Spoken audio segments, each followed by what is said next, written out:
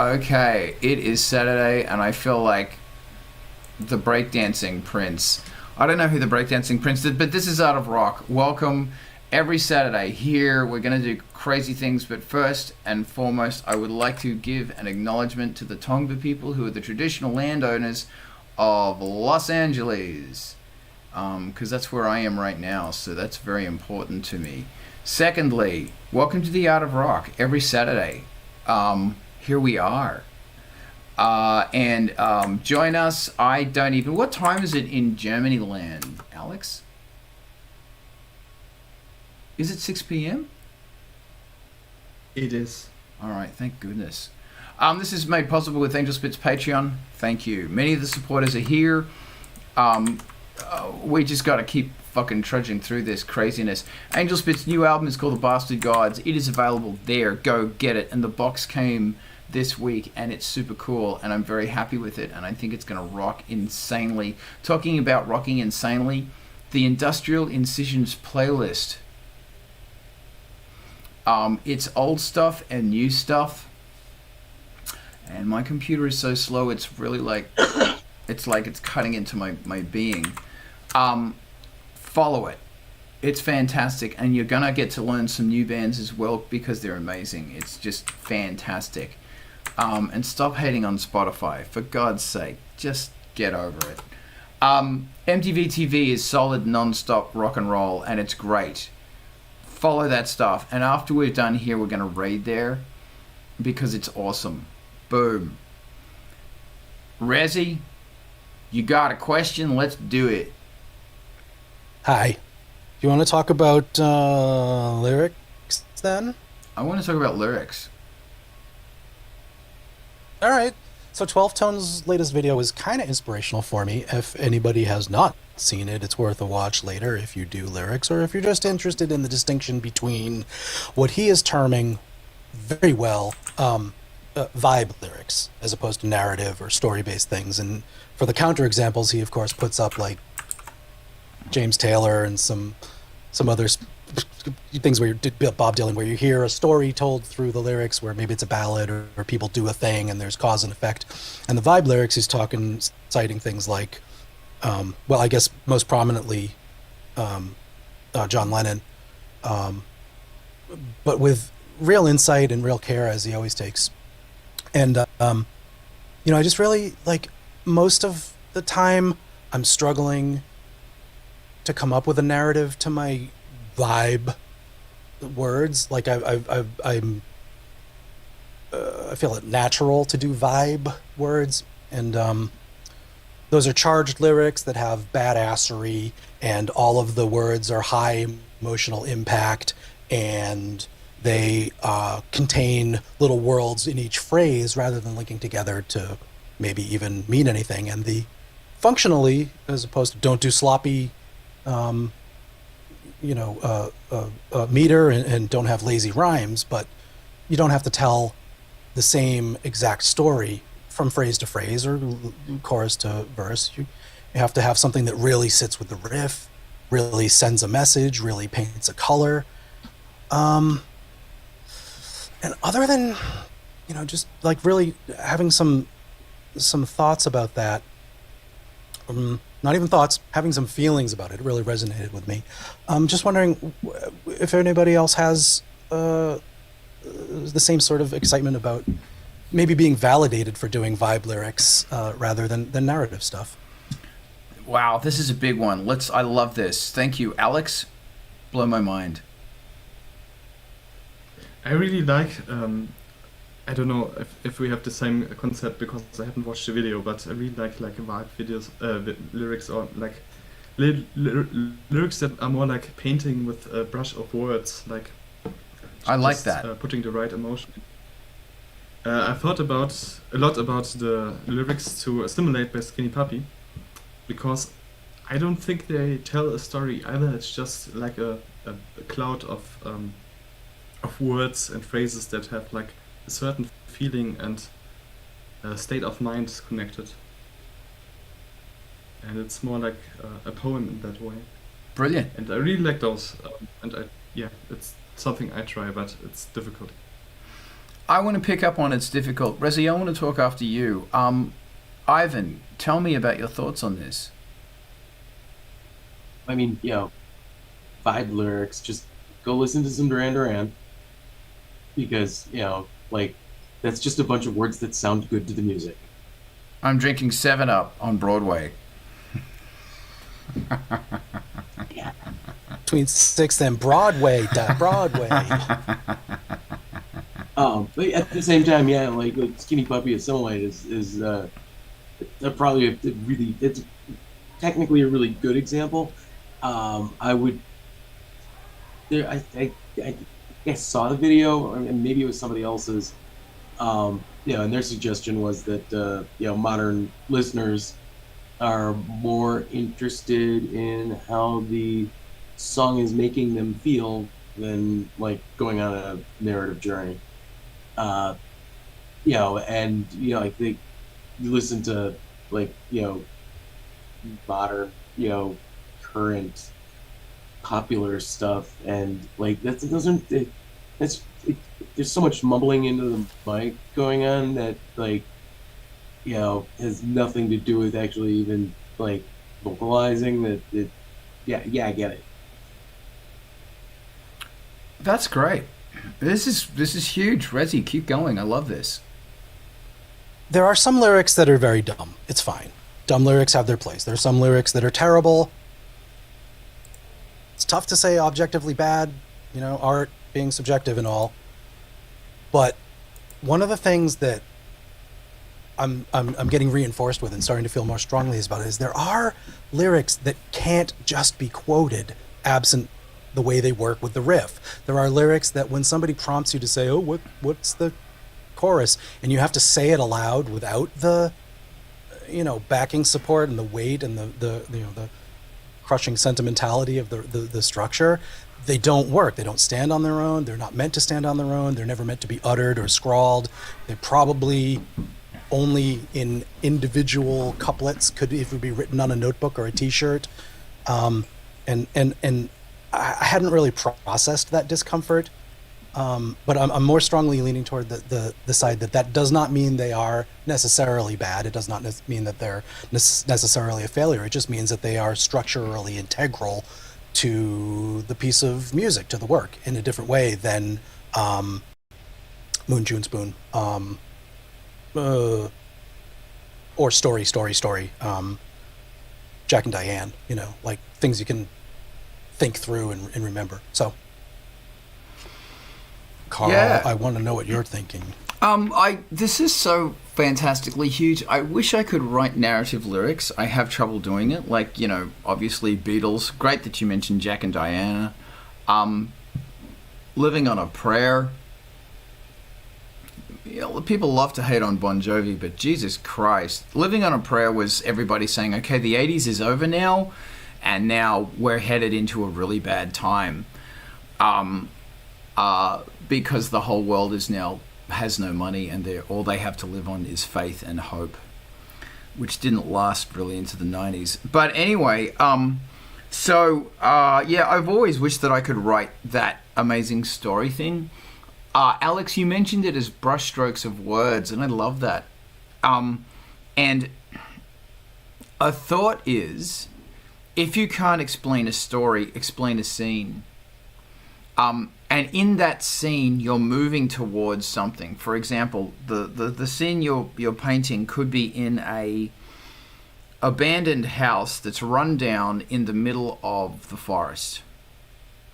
And something bad happened in that house because there might be splatter marks or something, or holes in the walls or something.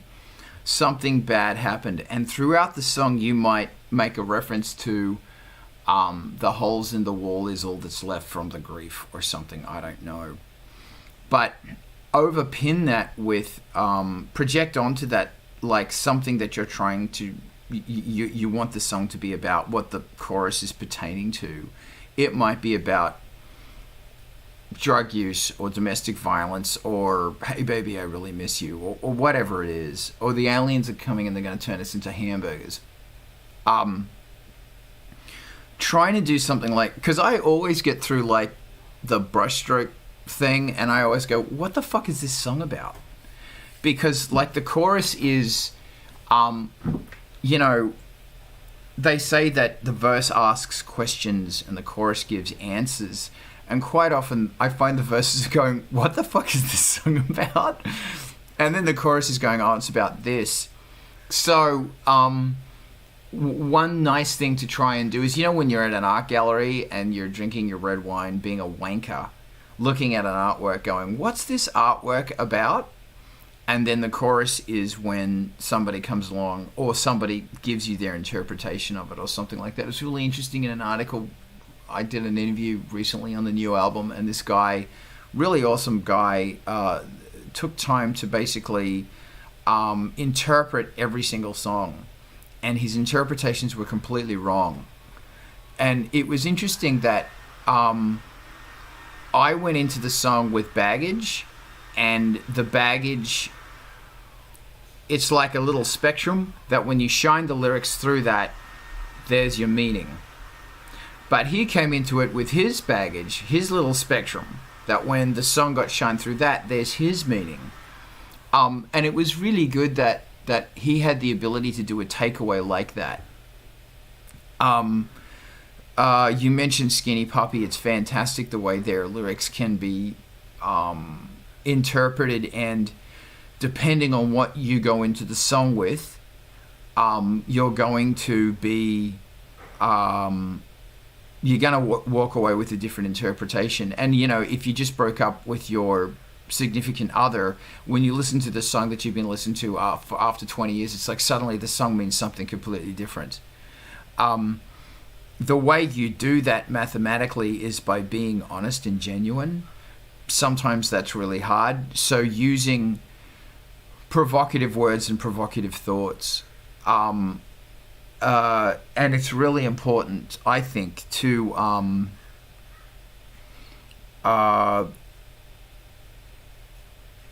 always remember that what you want is people singing along with this. So if you feel that there is power in them, where you can be on a stage delivering those lyrics, or somebody is singing them in their car coming home from work on a shitty day, then that's the thing to go for. Because really, you know, lyrics are this key that unlocks the mysteries of being human. That's what I think. Anyway, Adam, it's so good to see you. Welcome. I'd love to hear your thoughts on this.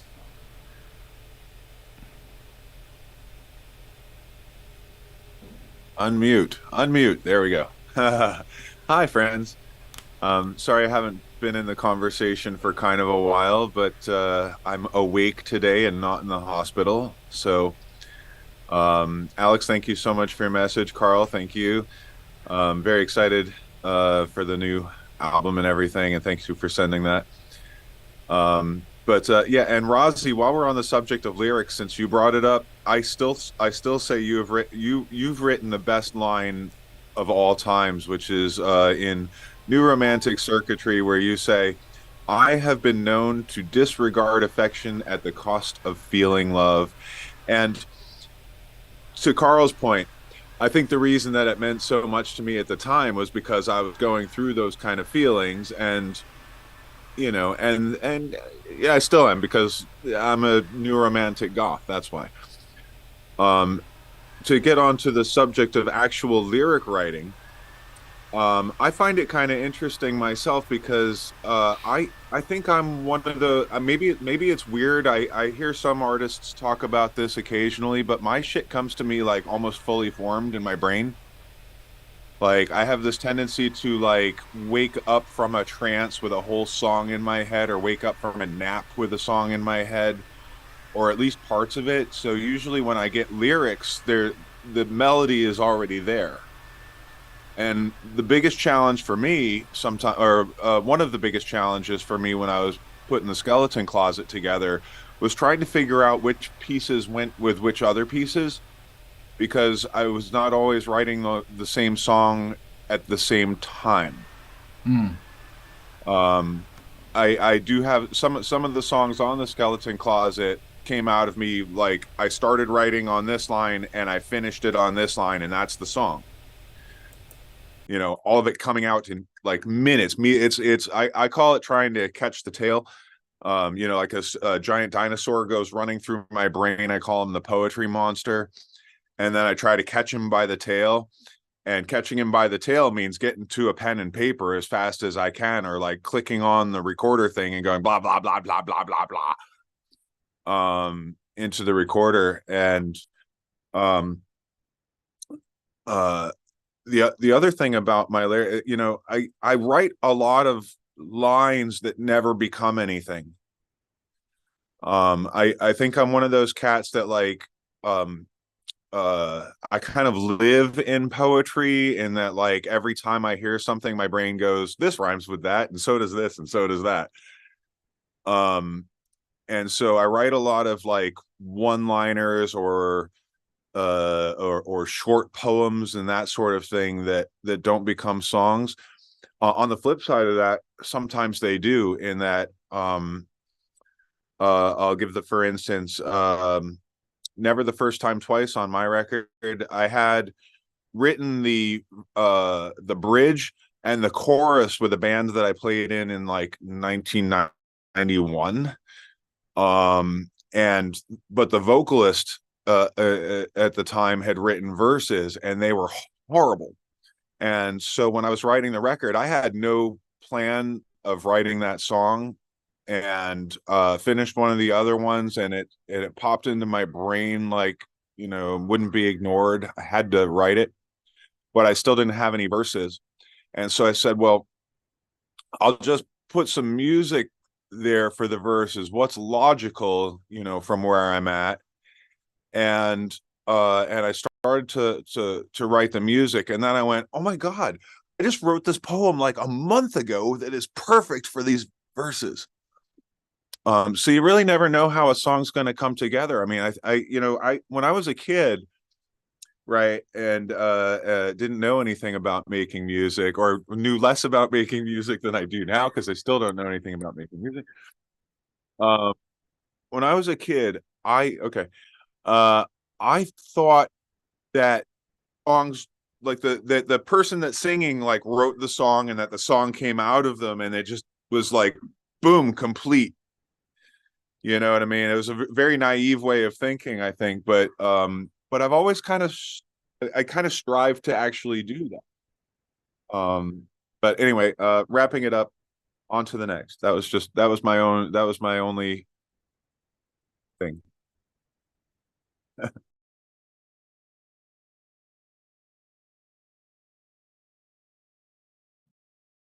Yeah, I really I also have the same experience, that sometimes it's just fully formed in my head and I just need to write it down as quickly as possible. What helped was like having like a notes app which synchronizes across all like different computers and phones and tablets that I have.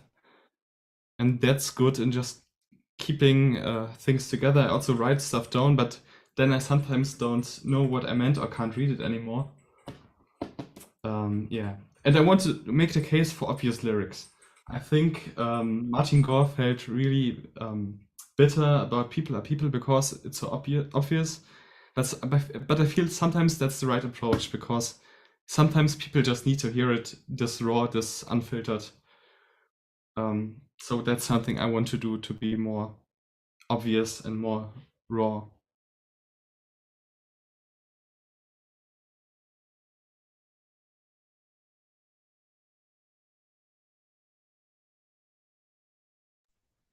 Brain fog. I suddenly can't remember. I'll shut up now.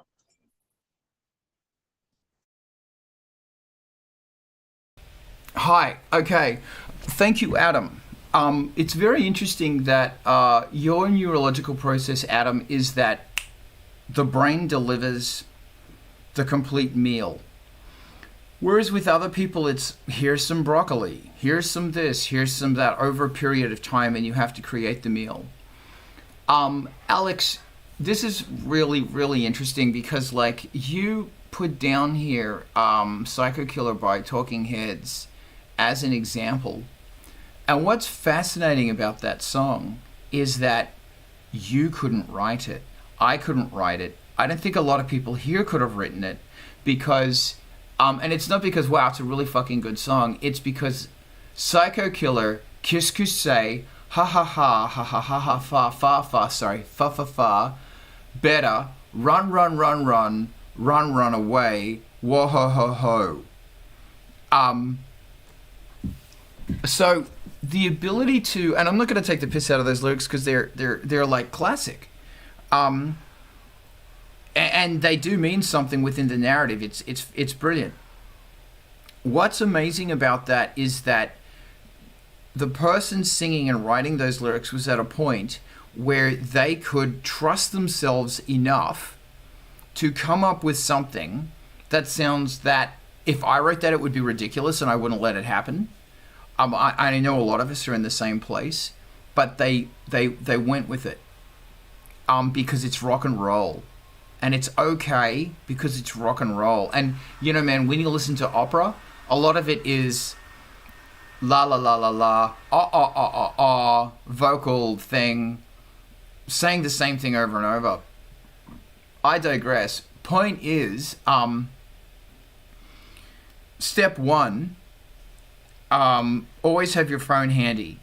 When you're watching YouTube, when you're out and about, or as the Canadians say, oot and a boot, and you're listening to conversations on a train or something, write ideas down. Because if you go into lyric writing with a blank slate, I don't know how you can do it. Some people can do it. Some people it just comes. That's great. Not for me. I have a feeling you're the same way. And then the next problem is you get these ideas and you go, these are crap. Because you're overthinking. And I think it's super important that when you write lyrics and music, that yeah, sure, it's a mental process, but you have to try and disengage a lot of the neurological processing, because you got to write from your heart, you got to write from your groin, you got to write from the need to dance, and you got to write from the fuck it thing. So if there is a way that you can turn off that voice in your head that's going, I couldn't write Psycho Killer because those lyrics are stupid, but they're brilliant, but they're stupid, but they're brilliant. You know what I mean? You have to turn that voice off. And it's really interesting because this is something this is a wall that we as a group come up against a lot, where we can't push through this, that simplicity is so difficult to attain, and to compose, write, create something from the perspective of fuck it, it's fun, because it's rock and roll. You are allowed to do Psycho Killer. Rezi and Adam, I really want to hear what you guys have to say. Rezi, go with it. I suspect a big part of getting toward that simplicity for David Byrne might have been art school. I know some people that either RISD or Massachusetts College of Art learned some of that childlike expressiveness stripped of the pretense, but it's still pretentious as fuck because they're considering it. It's like a Ouroboros of logic that you throw yourself into with that shit. But there's an art school vibe going on with that stuff that's like, I'm going to take a cliche, I'm going to write it bigger, I'm going to repeat it several times, I'm going to recontextualize it against some background of unexpected politics or interpersonal issues, but one way or the other, you turn it into something that's, a slogan, I guess, with craft around it. And I think I want to really consider People Are People more as being their biggest hit potential. Well, certainly of the time, it was their breakthrough anyway. For the States, and it carries a lot of sing-alongness. Carl, you were talking about that being one of the primary functions of the lyrics, is to make you want to sing along with it, and that's one that if you're not actually verbally singing along with it, you're doing it in your head. But other than that, I think you Carl, you really just said some of the stuff that I wanted to say, so I'm going to leave it at that for now. Thank you. I didn't know that about People Are People. Adam, I want to hear what you got to say. And thank you, Rezi. Adam, what you got? Gosh, now Rozzy got me all thinking down a different rabbit hole. Now, I mean, I totally agree with the art school vibe on that. Like, I think that you can maintain that childlike or silliness either way. And in fact, when Carl was talking about better, right? I was thinking, man, he's I always thought he was like Louis Armstrong. You know what I mean? It was like, it's not about that being a lyric, it's about that being a sound, where it's the voice stops being you stop talking and you start scatting, as you're using the voice as an instrument syllabically as opposed to actually saying anything. And I love that stuff myself. So I will say this, Carl, as well. I am terrible at writing it, and it is because of those reasons, like getting too into my head and thinking it's like, oh, that's too silly for me to do, or I sound silly. More importantly, it's not too silly, it's that I sound silly when I do it. I think that's what stops me from doing that kind of thing more. And so I think getting out of your head is probably the important point there. I'll shut up. Okay, thank you. I want to talk about getting out of your head, feeling stupid about yourself in art school. Alex, go. Sometimes the performance can also sell their lyrics. Like, they wouldn't work if you sang it one way, but work if you sang it the other way. Also, sometimes something that really helps myself writing good lyrics is just getting pumped up and hyped as much as possible, because then I'm in such an euphoric state. It flows, but it's of course hard to get there. Loud music helps. And I used to be cautious about writing lyrics to other people's music, but I think I should abandon that, because some of the ideas I really liked in retrospect. Yeah. Okay. Yeah, fucking Tori Amos. Razzie, I'm going to go in after you. Yeah, just a tiny quick one. Singing your own stuff along with somebody else's business is totally acceptable. I think that's a great exercise, if not solution to getting past being stuck in the phrasing of the piece that your blank canvas is on. Somebody else is preferably not coming out of it stealing any of their words, melody, cadence, or something, but,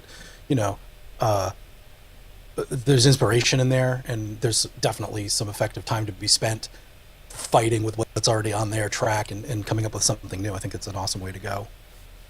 I absolutely agree. I actually think it's a great idea when you're stuck, find a song that's a similar vibe, a vibe that you're going for.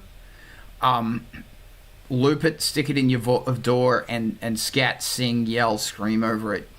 And when you're yelling and screaming and going crazy, record it, obviously, because some of that might turn into fa-fa-fa. Feel the burnt stuff. A burnt offering. Well, we could go on all day here. Because when you're sitting there going, trying so hard to write lyrics now, you're not going to come up with something that's like burn, like ego, you're not going to come up with something like that. When you're standing in front of a microphone in a free-flowing state, you possibly will. I also find, me personally, it's super important that when I'm in the lyric writing stage to go to a cafe, get a coffee, sit down with pen and paper or iPad or device or something and write the lyrics there. Because, 1, I'm getting caffeinated. 2, it's all about drugs. 2, I'm in a non-familiar place. 3, I had to walk to go there. 4, I have made an effort to get out of the house, put on a pair of pants, and actually walk there. So the whole process and the trip there is about me going, I'm going to write lyrics.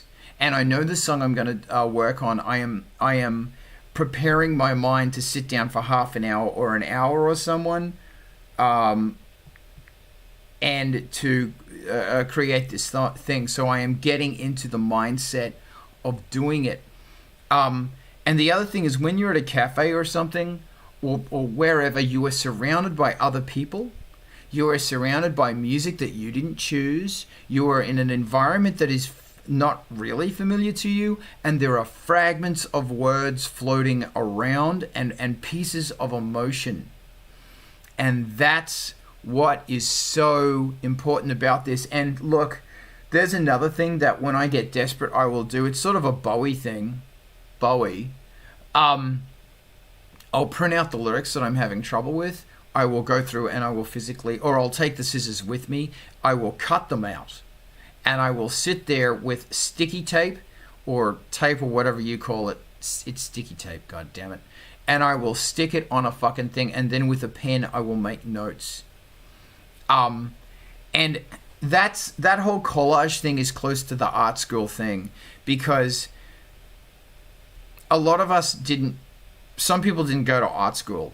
So replicate in your mind, in your environment, what you think art school was and go with it. And I'll just say, I got from Mike Lyer in New York, XPNK, I forgot, Basement Labs.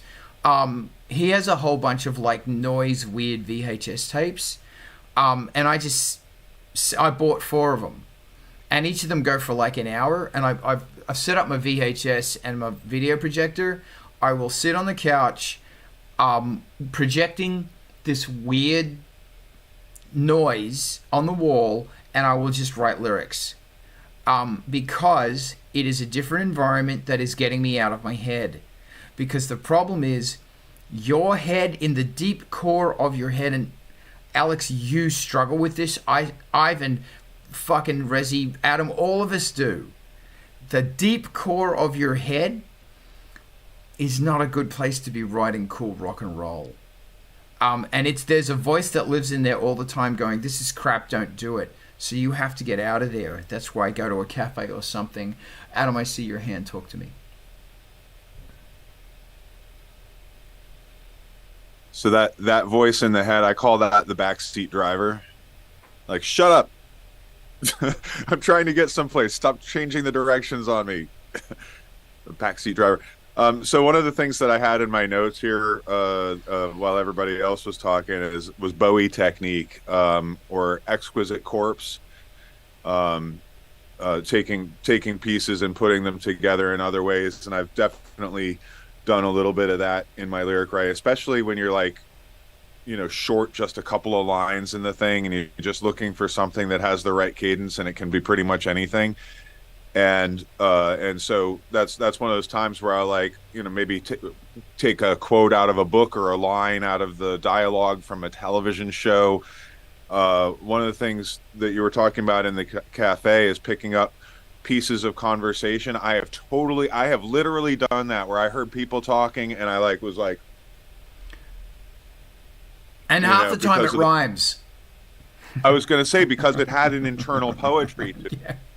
I've taken pieces of my own like things I've said, things other people have said to me, have ended up in the lyrics as well. And sometimes that's because, you're ruminating on it, but sometimes it's just picking up those pieces.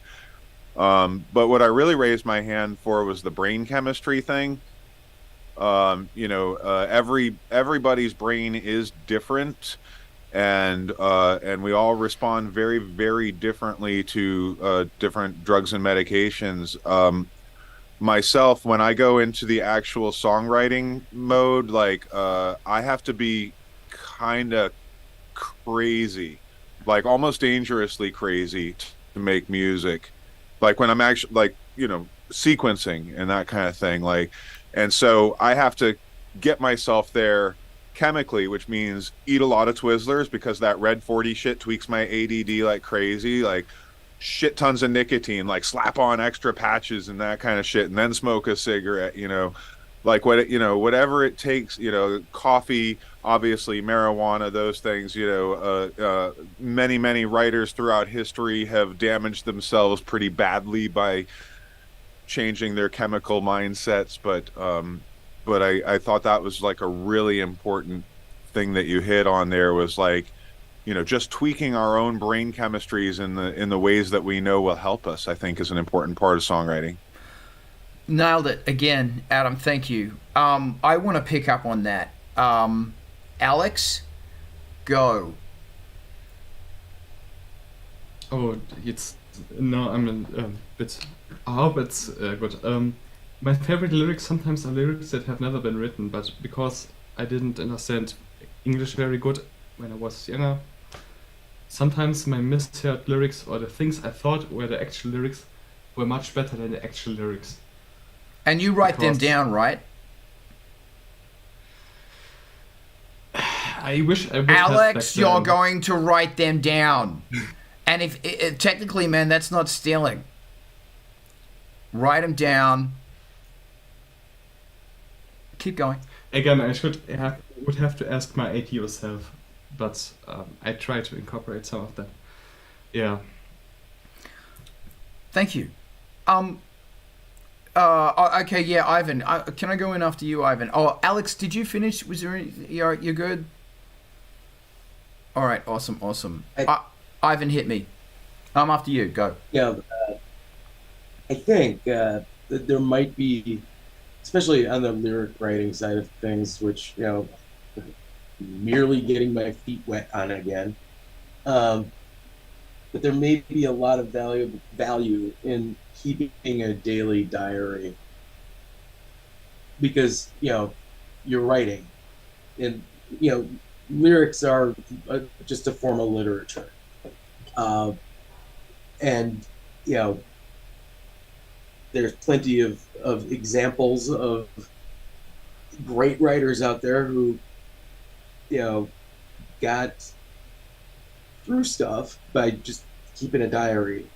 And just look at Franz Kafka's diary. He didn't even bother using dates after a while, but his entries would be things like wrote nothing, almost nothing, awful, wrote nothing, and then a few weeks later, I wrote The Judgment in one stretch.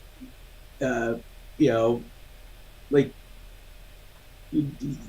keeping track of himself and keeping himself engaged. I think it's keeping you engaged, which is probably a good thing. And it gives you a place to try things out, even if it's just one line at a time every couple days. That gets thrown in there. It's fine, because it gets better with time. Because you're essentially setting up a place to practice just the writing of lyrics. Or just thinking about writing the lyrics. There's a whole process here. Okay, awesome. Thank you. So here are some suggestions that I do that might work. Tachi, welcome. Jared, welcome. What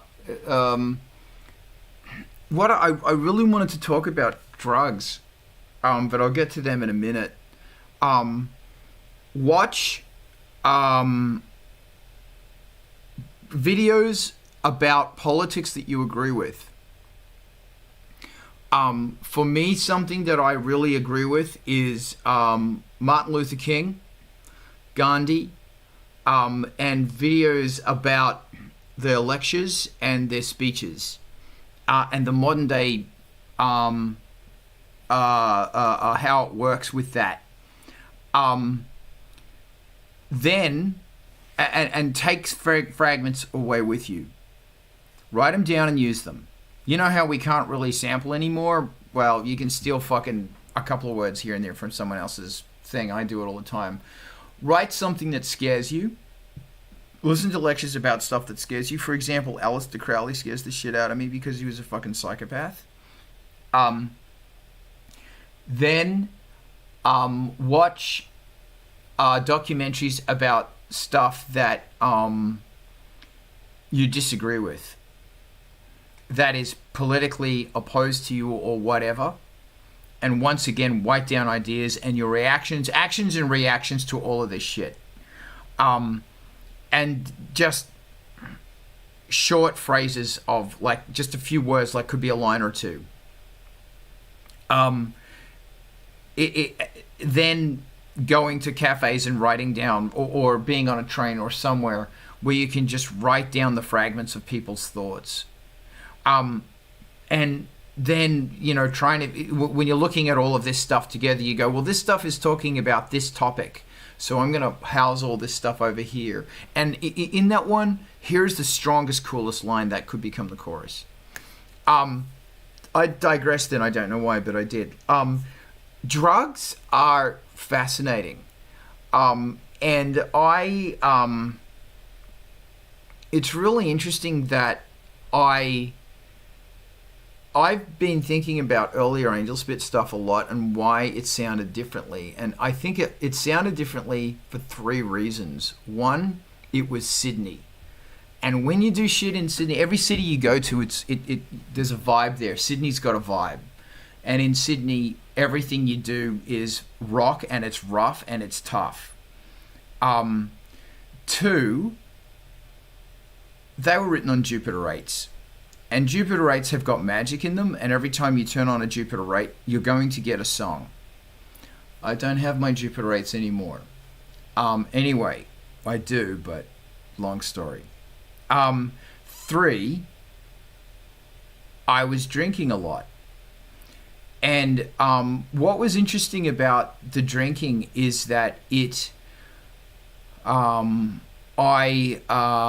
had a cocktail called a Swiss Tan, and it's 2 shots of vodka, 1 shot of Kahlua, 1 shot of Frangelico, and it's delish.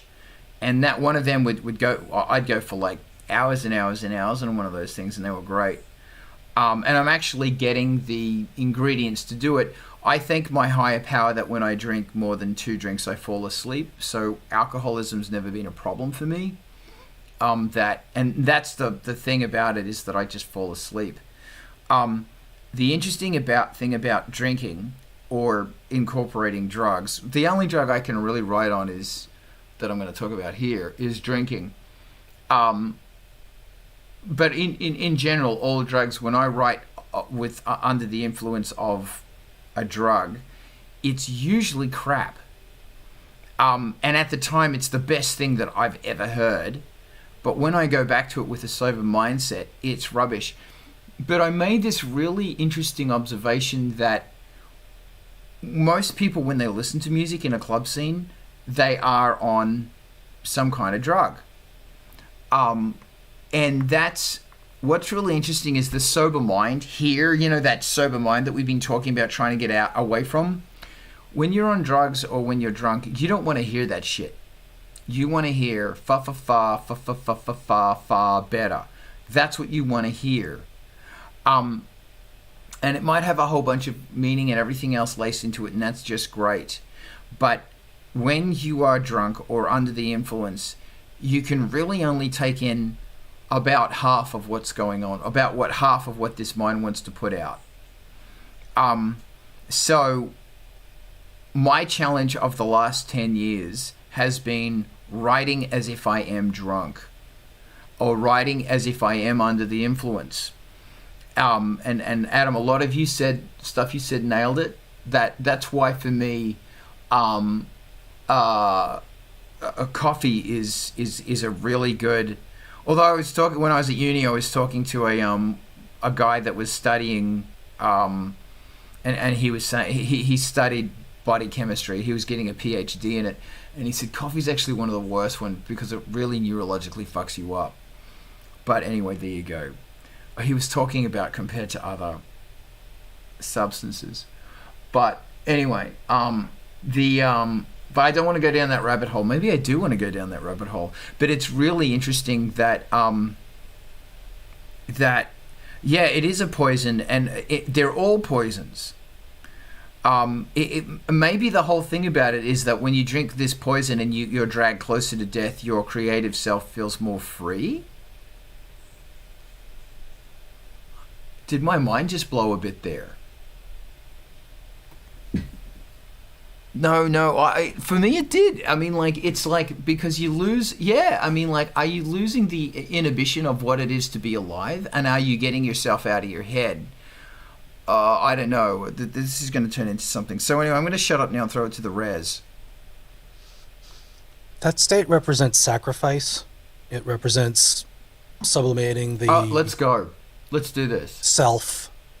You know, it represents giving to the listener, as does distortion in your vocal delivery, as does delivering things in a scream and with intensity. Those are all necessary components for people who key into passionate music and aren't using it as maybe passive background accompaniment. The stuff that draws people in and becomes their favorite song and forms their tribe frequently has elements of the person delivering the music not taking their own interests, but giving of. And I think that the poisons that you put into yourself certainly feed into that in a very powerful way. I think it's an effective tool to represent that, but in the same way, I think that preparing your spaces in the same way, Carl, you're talking about cafes, but if you have a writing area or a studio, to have it represent the same sort of thing, like it's a otherworldly place, it takes you out of the ordinary, out of the normal, out of the routine, and you go there. Poisoning yourself does that too. It changes the mindset, it changes your perspective, and it gives you a shortcut, a little bit of a help to accessing something that takes the obstacles away and some of your own personality away also. And it's a sacrifice, it's a giving. I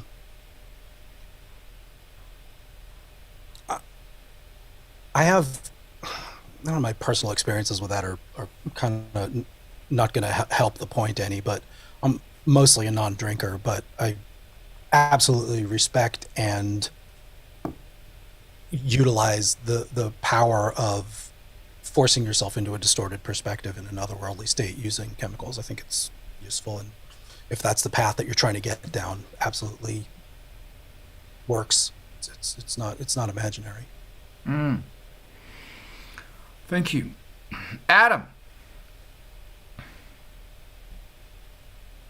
I first of all, I gotta say, I have really missed talking to you all, and like the stuff that you all bring to the table is just, I mean, truly mind blowing.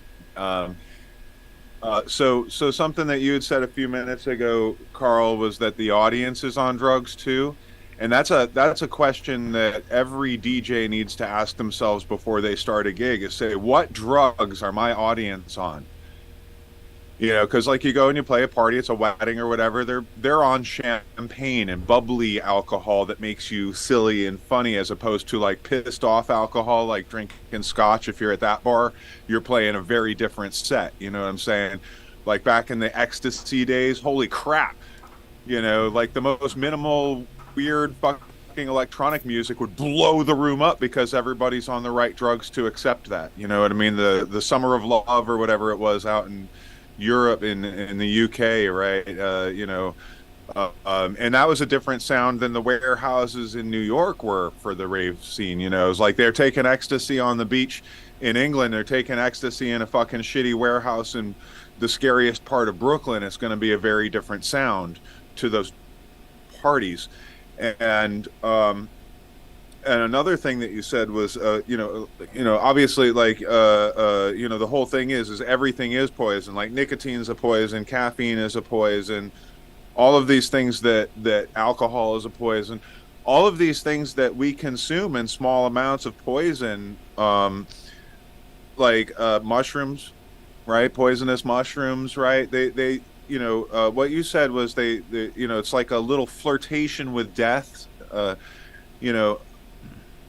My experience, right, when when I almost died in 2006, I came out of that and went, fuck, time is short, I have to write this record.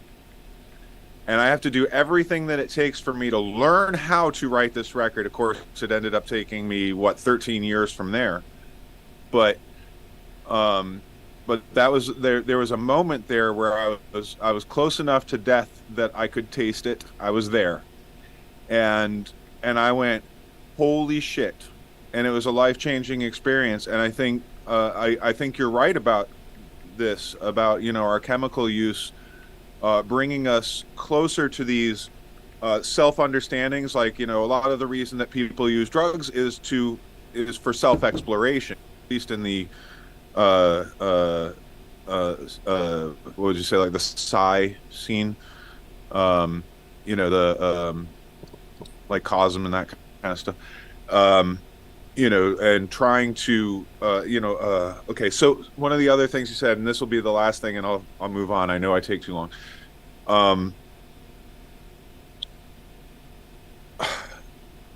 So one of the things that you said was, like, when you're actually on drugs, the stuff that you write, you know, when you come back to it sober, you look at it, you're like, this is crap, right?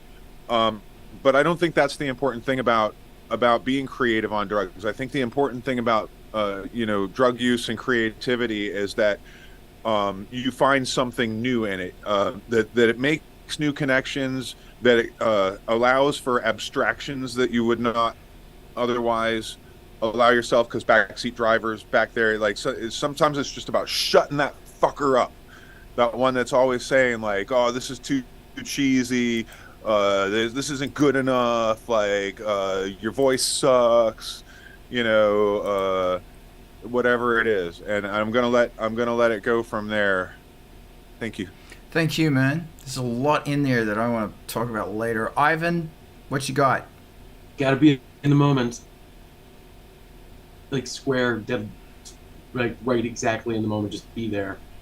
You can get there lots of ways. You know, a little divinorum will go a long ways. But most importantly, like, yeah, you have to be in the moment, and you have to be in that moment, like, fully. And, you know, Carl, you're afraid of Crowley.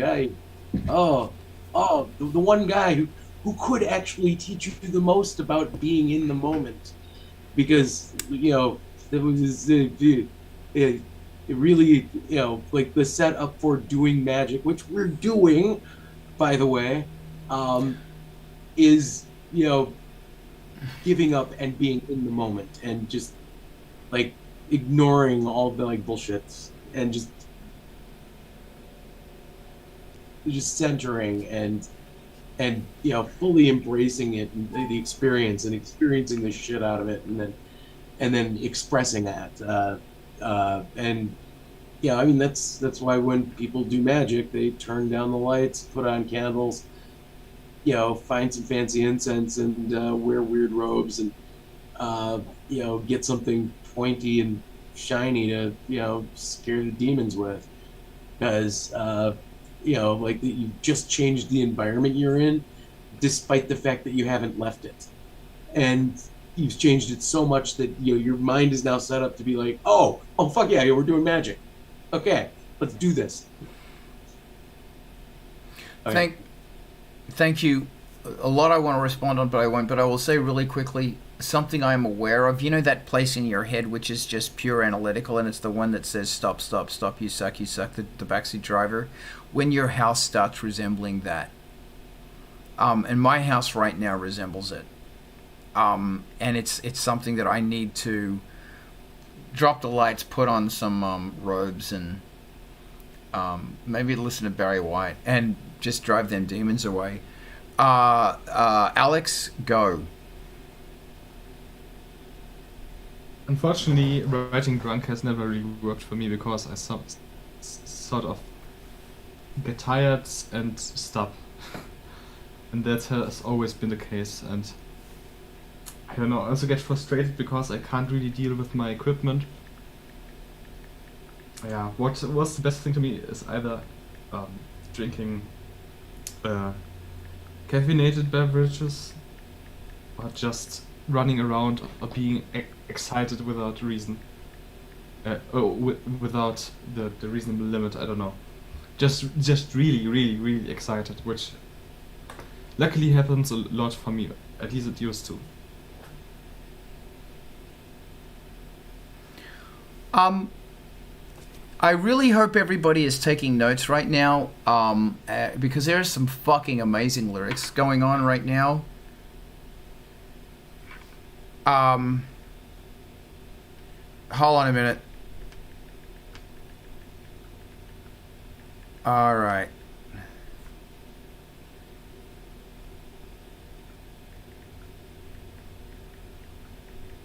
Okay, that's great. Yeah, thank you so much. I've been dictating everything or writing down everything you've been saying, and yeah, thank you. Something else I wanted to, a personal observation that this backseat driver, I'll take that. The backseat driver, in this conversation here's Diana. In this conversation, I've been afraid to say things because there's a lot of fear in my head, and I am fearful of talking about drugs. I'm fearful about a lot of things because are we allowed to do that? But we're adults, and my YouTube channel and everything else is set up to be 18 and over. It's just really interesting that it's the mind killer. It's that is the thing here, is paranoia and fear. And that's the thing, yeah, I know. That is the thing that is... It dictates everything from the content you can say when you're around your friends, that you can now say to yourself, your creative process, what you're allowed to do, the way you... it's not filter, it's censor yourself. It's... that engine of darkness, which is shoved down our throat all the time, but I was a fool enough to actually accept it and become it and fucking pass it on. That's the engine that stops you from saying far, and ironically, that engine is the psycho killer, because it's going to stop you from achieving greatness because fear. And isn't it interesting how the quest of so many drugs is about mind expansion, is about lifting off the platform of fear that your feet are glued to. And a slight rant is that I'm always told about, I'm always remembered that, you know, the story about how the elephants are kept in place with the spike in the ground.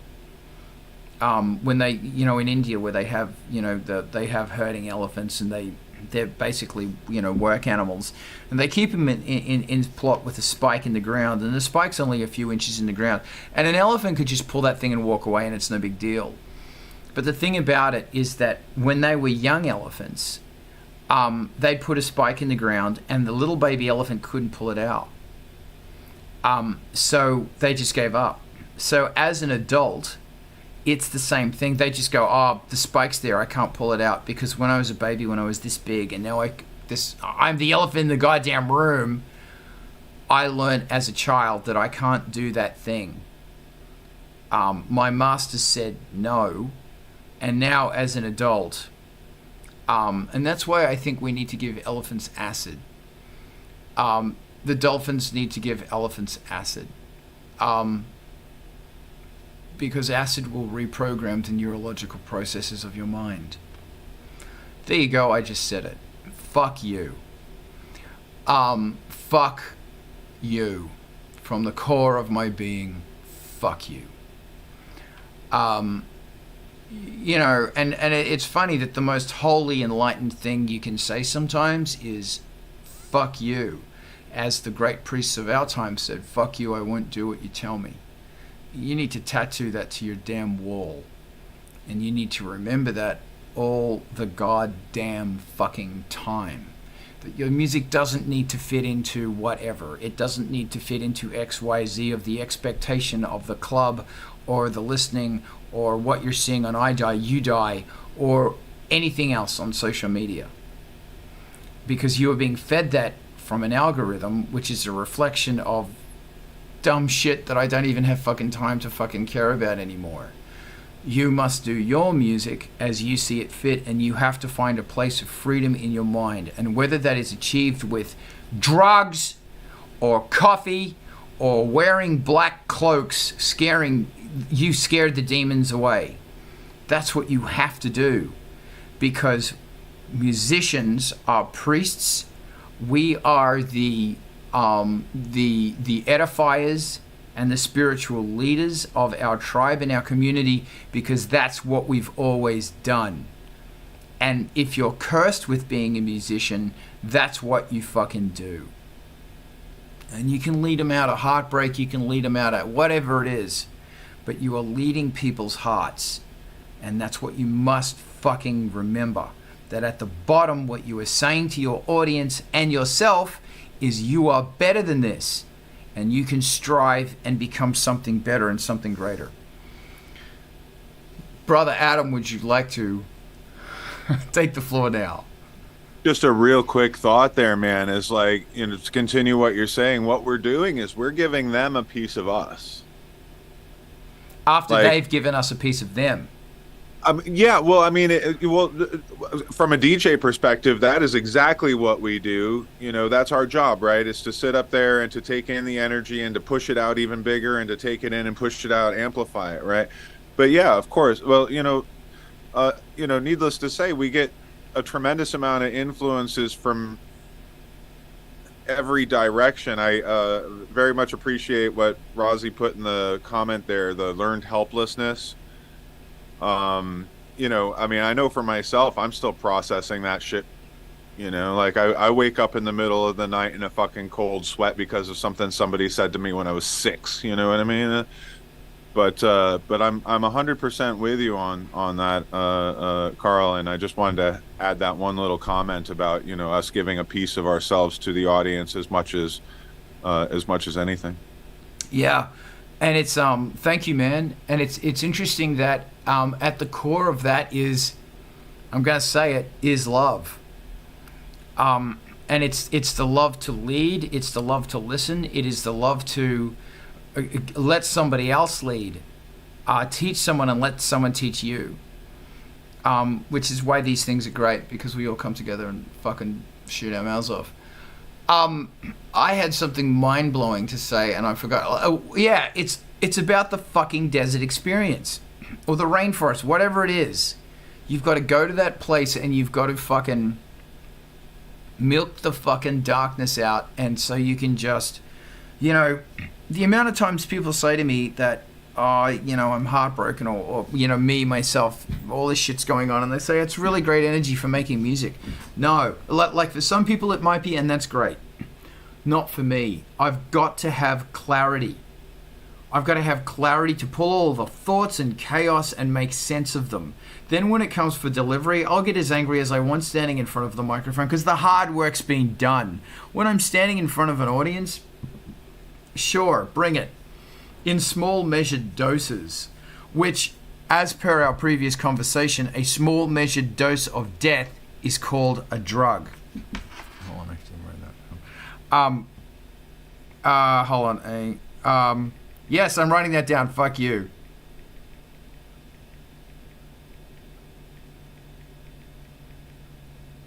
Yeah, it's really great. We go on our magic benders. Magic and drugs. These conversations get good when we talk about magic and drugs. I'm done talking. If anybody else wants to jump in. And it's interesting as well, like my thing about Crowley is that this is such an interesting thing, is that Crowley's teachings inspired darkness, inspired terrible darkness. Sure, there are positivities to take away from it. I don't want to talk about Crowley another guy I want to talk about is Wagner. Because when you mix Crowley and Wagner, you're going to get something. And that something is the epitome of bad. But the funny thing about Wagner is he was a screaming lefty. And he was involved in the, the German Civil War on the left. And he was arrested because he was he was a total lefty. The conversation about separating the art from the artist is a fascinating talk. And sometime it would be really interesting to talk about this, is that at what stage do you say, nowadays we call it cancelling, but at what stage do you say, okay, that's far enough, the politics of this artist are so intense, it has polluted their music and I can't listen to their music anymore, or the politics of that teacher are so intense I can't listen to their teachings. It's just an interesting thing, and I'm always going, yeah, this is good. No, that's it. It's just a really interesting conversation to have from an open-minded point of view. I'm going to shut up now, and I want to hear what Alex has to say. Go. I think for me there are like multiple. Sorry, I'm missing the word. Multiple aspects that I consider. The first thing is it really that the person? How is it just sorry, my brain doesn't work. Is it just maybe that we have different viewpoints, or are their views actually harmful? That's the first thing, because sometimes someone rubs me the wrong way, but it's just their aesthetics or something.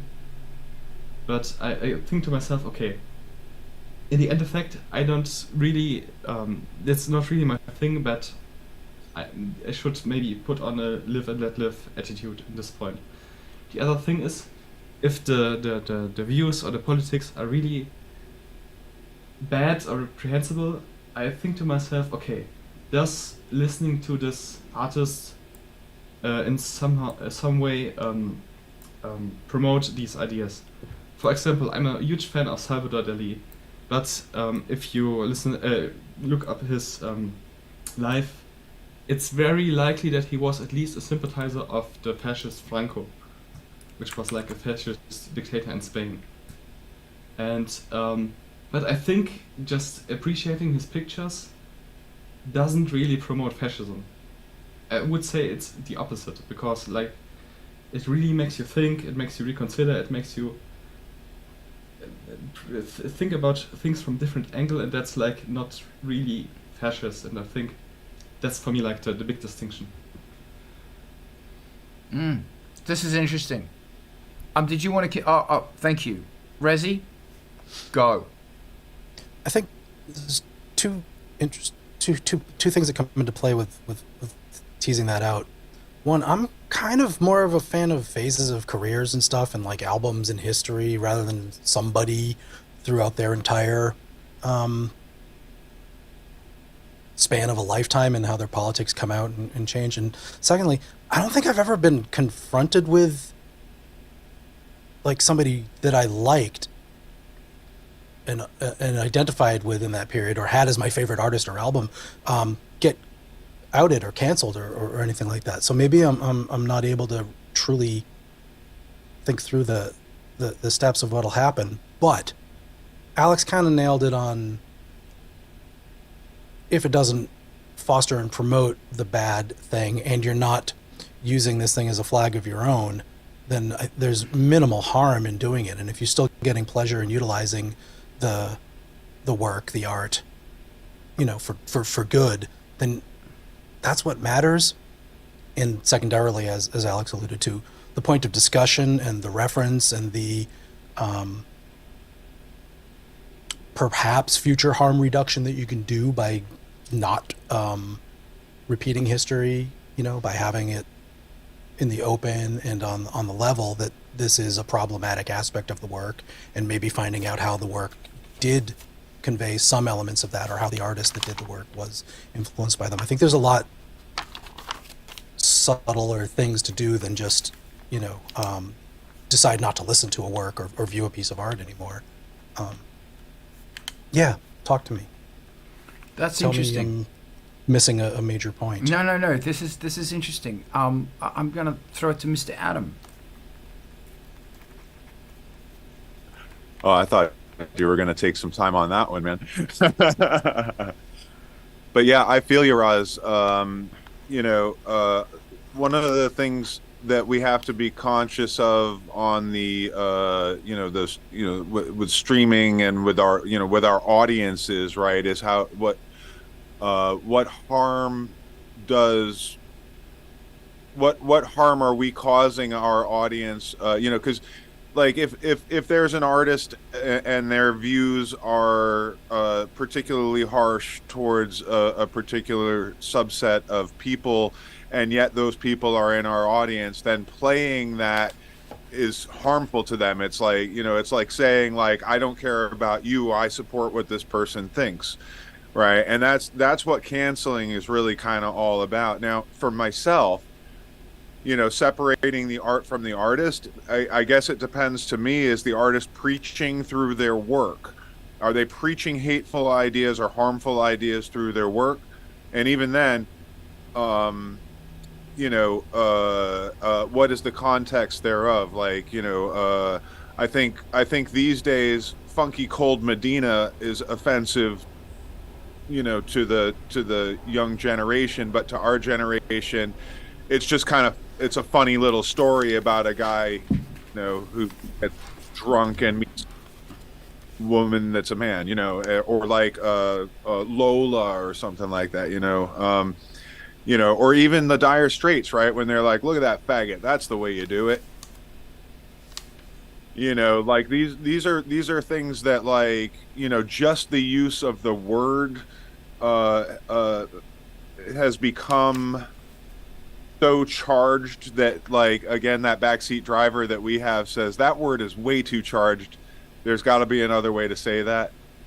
You know, when an artist does use a word like fucking Amanda Palmer got into a lot of grief for that a couple of years ago, right? Because she wrote a song about kids being violent, playing video games or whatever, and she said the word faggot in it because, like, she's like quoting one kid talking to another kid or whatever, and just because that word was, like, people took it totally out of context, they didn't listen to the sentences around it, they just heard her say that word, and she was, you know, suddenly faced with having to make this explanation and this huge social media apology for her art. And I think that's, that there is a precipice there. You know, and as artists ourselves, we have to be mindful of it, and you know, but as punks, we should be mindful of it and also endeavor to ignore it to some degree, shouldn't we? I mean, shouldn't we be calling out the horror? Shouldn't we be calling out the hate? Shouldn't we be calling out the corruption or whatever? Isn't that the history of our music? That's the music that we loved, and that inspired us to make music. So, you know, in the whole you know, in the bigger picture of canceling and stuff, like, you know, I really do feel like I really do feel like the most important thing is context. You know, again, like talking about an artist who, you know, may have supported a fascist government, but their artwork is beauty, you know, reflects beauty as opposed to oppression. You know, it expresses freedom. You know, I think what the art is actually saying is probably more important than what the artist thinks or believes. You know, I mean, I you know, a lot of religious art is really beautiful, but if it's not your religion, their ideas may seem hateful to you, but Yeah. it's still beautiful. Thanks, man. There's a lot in there. I'm gonna go in after Alex. Ivan, what you got?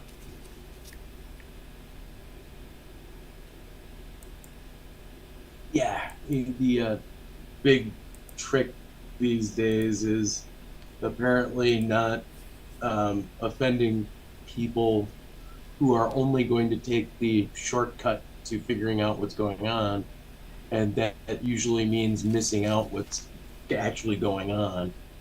I learned a few things back, in the '90s when I was running a very large goth mailing list. One of my favorite takeaway lessons on that was, you don't like what somebody's saying, sometimes just let them keep talking, because they will prove how dumb they are to everybody. It's always really easy to spot assholes when they're allowed to speak freely. They can't hide that because they refuse to. Great. But we live in an amazingly fucked up world these days. The number of times that I have found myself in the position where I needed to defend Leibach because somebody has decided that they look kind of fascist, and they use big drums and horns, so they must be fascist, so we should cancel them because they're fascist. Meanwhile, they wrote Whistleblower, okay? Please, somebody explain to me how you got there. Yeah. And it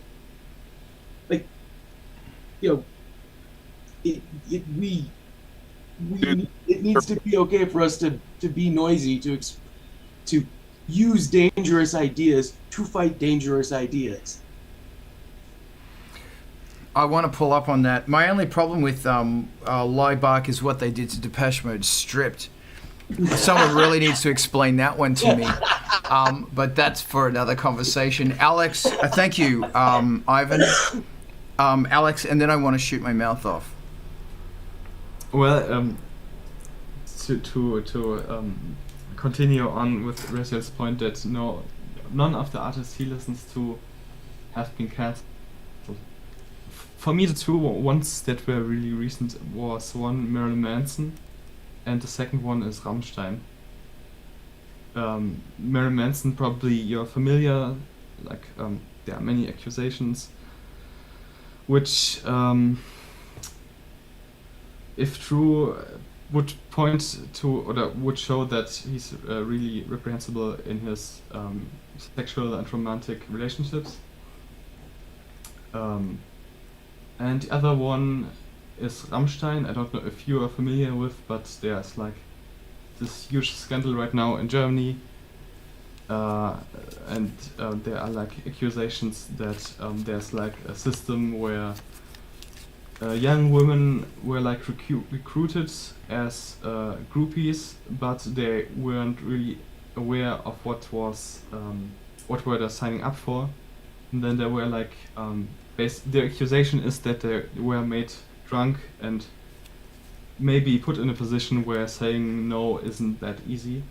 And it's really difficult because maybe I wasn't such a Marilyn Manson fan, but I was a really huge Rammstein fan. And I don't know, because nothing has definitively proven right now, but I really feel conflicted about it.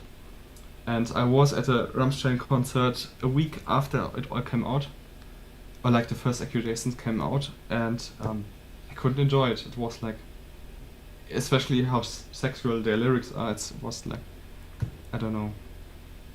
Yeah, and it's difficult, because at what point do you say, okay, now I'm convinced that these are true? Does it have to be proven in court of law, or do you take a sufficient amount of accusations as a point? It's really difficult as a fan, especially if their music meant too much to you. Thank you. Firstly, I would like to say the thing I love about living in Hollywood is that you always walk into a bar and there's someone in there, but the rule is you don't talk to them. And you don't go, hey man, I loved your last album. You don't engage. There's a bar I really like around here, and there's Marilyn Manson is always in there. You just leave him the fuck alone and let him drink his whiskey. Wow, there's so much here. It's influenced, you say the aforementioned bands, and I say to you Kiss. Then I say to you AC/DC. And to say this has always happened, that's not okay anymore. This is not the conversation I want to have. The conversation I want to have is, so therefore, the lessons that these bands can teach you, are those lessons bad? And this is something that you have to decide. Like those fantastic, huge metallic Rammstein guitars, which I'm a huge fan of. I'm going to keep doing that because I fucking love it. AC/DC's fucking burning, unstoppable riffs. I'm always going to do that. I'm you know, for me it always comes down to the bad boy of bad boys, who's Wagner. Because that guy was just an outspoken twat. And a total fucking narcissist. But what he then went on to inspire was terrifying in many, many, many different countries. The fascinating thing about Wagner is he was attached to magic. There was something he was attached to, which was a deep magic. And then when you listen to his music, it's like, listen to Wagner. It's amazing. It's got moments of pure genius and then hours of, can I fast forward this? You know, I really don't care about what Parsifal's going through right now. I just don't care. But I had a really big conversation this week about Excalibur, talking about Parsifal. Really fascinating shit. So the reason I put my hand up is, my question is, what is your responsibility? As an artist, what's your responsibility? Does sarcasm work? Has it ever worked? And now sarcasm and cynicism, specifically sarcasm, is a great tool to have in your arsenal. I don't use it anymore because no matter how enlightened, aligned, on the page a listener is, there will come a point where they don't get that cynicism or that sarcasm. They don't get it. And that, for me, has been problematic in the past. I don't use it anymore, or I try not to use it. Once again, we're getting into the voice of fear. Hey, here we are, backseat driver, and our feet are once again glued to the concrete, and we cannot soar where our mind wants to be. How much of this, my core question to myself is, how much of this is fear, being afraid and being reactive to fear, where I am letting fear and paranoia make the decisions for me? John Cleese recently said something fantastic about this, but we can't talk about John Cleese. John Cleese, who incidentally I think's fucking awesome. Oh my God, please read into what he was fucking saying. As far as the whole creative process and the glass ceiling that is over you, you have edited yourself before you have even allowed the creative idea to take spark, to grow legs and to walk. Because you don't know where it's going to walk. If you are open to that creative idea having an idea for itself and growing and adapting, and your job is to let it grow and let it go somewhere, because being in the moment and all that shit means this idea is going to go somewhere that you're not expected because it's guided by something greater than you. Your job is to just change its nappies and to feed it, but it's going to go somewhere and become something awesome. The only way you can do that is by not being bound down, self-censorship. It's not being bound by fear. It's not the backseat driver. It's not all of these things of negativity. And what breaks us free from these things is fucking magic. And another question I wanted to bring up. I always like to ask people, what's your magic? This is interesting. Forgive me if this is sexist. But women always give me an answer. What's your magic? And they can answer. Tarot, crystals, energy transference, whatever it is. Guys can't. Come up with a sick riff on my Gibson or something. Very rarely can I talk to a guy about what's your magic. What's your magic? Where does your ability to ebb and bend and flow. I don't want to say manipulate. To be a conduit of the greater forces. I know Ivan wants to say manipulate. To be a conduit of the greater forces that are at work in this dimension, around our planet, and in other dimensions, for you to listen, hear, and bend to your will. Picking my words very carefully here. What's your magic? And if you can't answer it, why can't you answer it? You need to go and fucking answer that question, because the core thing is you've got to know yourself. And a part of that is, who's your magic? I'm going to shut up now. I went way off topic. Back to cancelling people. Resi, go.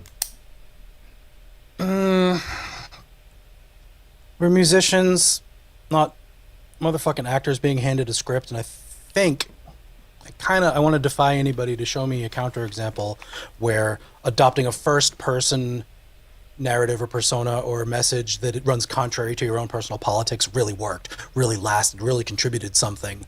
Can you say that second again, and third please? person? Say that again. Yeah, just simply put, hopefully, that adopting a narrative that runs contrary to your own beliefs as a first-person presentation in the character, in your delivery, in your story, has rarely, if ever, succeeded. And I can't think of an example where I really appreciated it or that it went on to become a good classic that had life beyond its moment.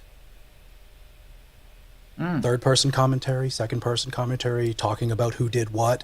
Sometimes you can do that, but if you, as the singer, deliver a word that you find questionable, if you deliver a sentiment that you find reprehensible as a statement, you have to build all the context into the moment. Otherwise, you're putting it down for, posterity in a way that I haven't seen it work, and I can't recall a time where that made good history, good music, good art. So just so I'm clear on what's being said, is that you are saying that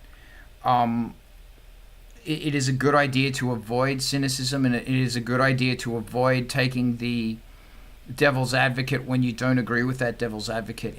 Is that correct? I think there are very creative ways to do it. I think there are interesting ways to do it, but the difference between an actor presenting it as though they are the character, where they were handed a script and a director collaborates with them to send that message. You as a musician, I'm not sure who said it, if it was Alex or Ivan, or maybe anybody.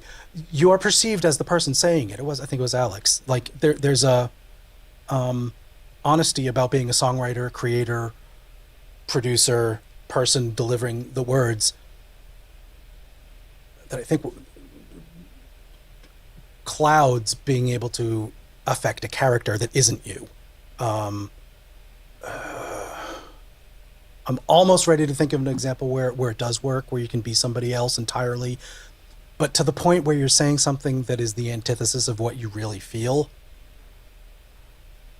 I don't know if that's constructive. Carl, do you have an actual different take on that? Like, do you disagree? I guess it's no. I guess I agree. I need to use dumb words. I agree. You'll clarify my thoughts if you do, for sure. Okay, I agree that it's really important to keep that I'm not an actor, I'm a musician. I'm not an actor, I'm with a script, I'm a magician. I do agree with that very much, that there's something about music that has to come from a sincere place. I guess that was what I was saying, I was trying to say before, is that delivering something cynical, delivering something, to try and prove a point, like, I think sexism is a good thing because blah blah blah blah blah, because you're trying to make a point in the other dimension. It doesn't work, is what I'm trying to say, because people are going to sorry to jump on that. Adam just introduced the character Colbert plays on TV, but that is parody, and I think that's a different category than what we're talking about. Like, it's staged as parody. I know people don't recognize it as parody if they don't get it, but it is absolutely produced, intended, structured, a lot of effort brought in to bear upon. Yeah, and parody doesn't work in music for me because you need wah-wah trumpets, and I don't know how to pull parody off. Greet me in real life, and I'm a cynical prick who is the walking wah-wah trumpet. And if you wah-wah me, I'll punch you. But in the throat. Weren't I talking about punching people in the throat when we were hanging out in a club? I think I was. Yes, I was. I was talking about punching people in the throat.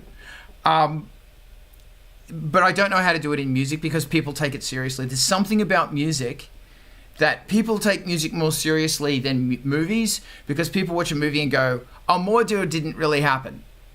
This is a story. Star Wars didn't happen. I'm gonna dress up like it, but it didn't happen." But with music, it's really curious that they think it's real because it kind of is.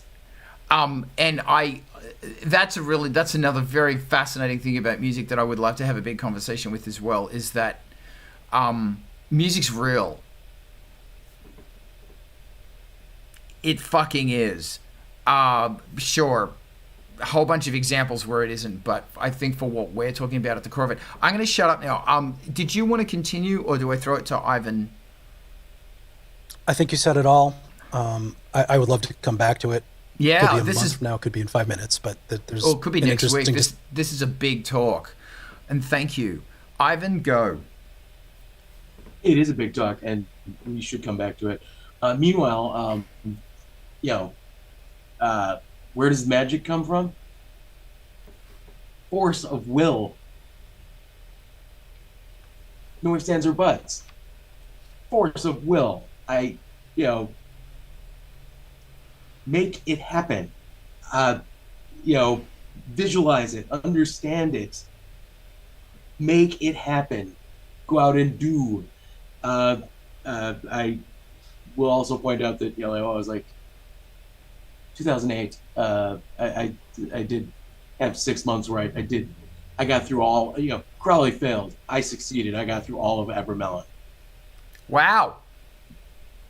Yeah. So, little differences between me and that dumb fucker. But the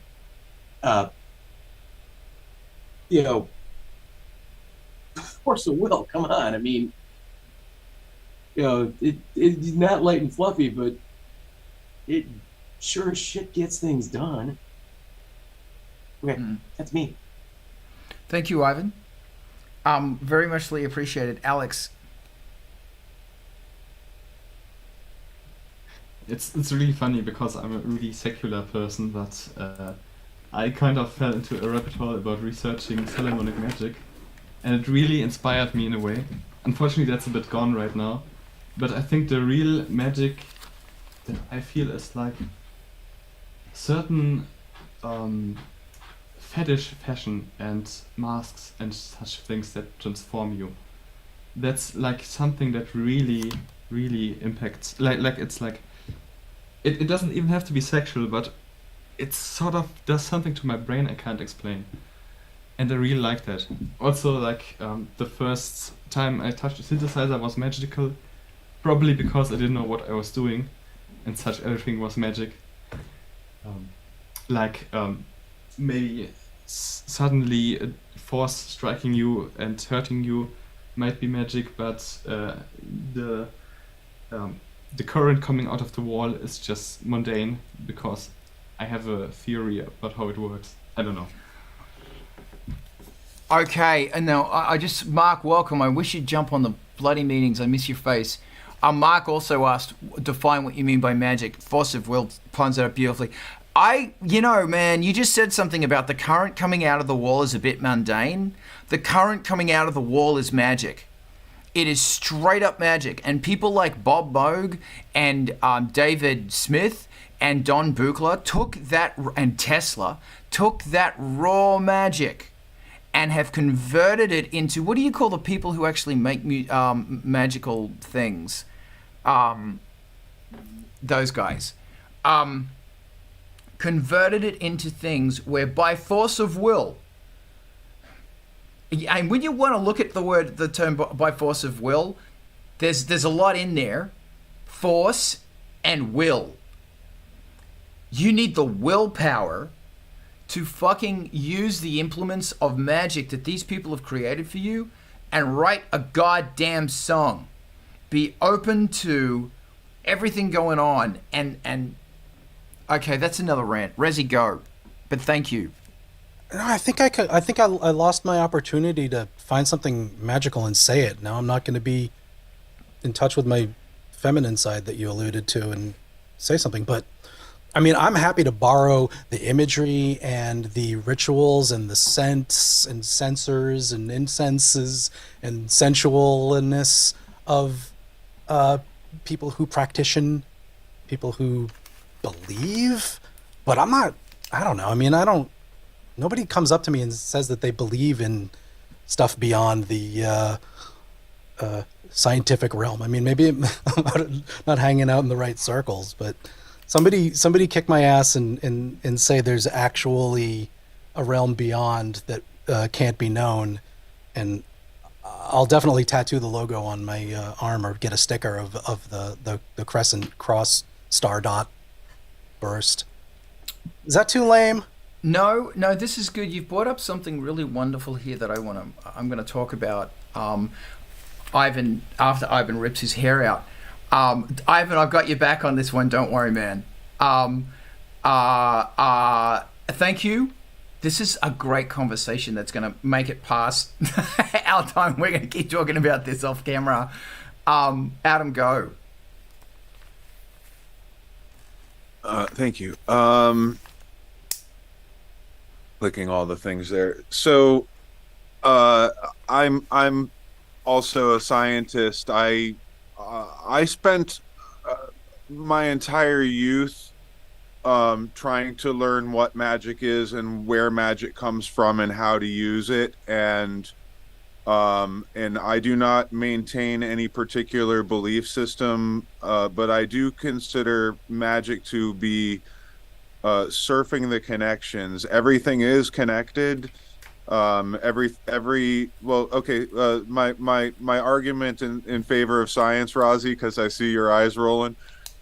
My argument in favor of science is that every function in nature is filled. Scavengers scavenge, hunters hunt. Every role in nature is fulfilled in every place, I should say, okay? As otherwise Darwin wouldn't have been able to figure out evolution, right? Because he went to a place where everything was very different, but he observed that every role was filled.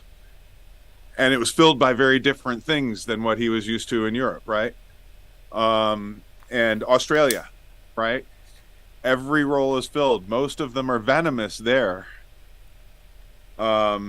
But yeah, so because everything is connected, that to me is perhaps what I would consider, I mean, maybe to be a spirituality, but it's more of an observation that everything has its role.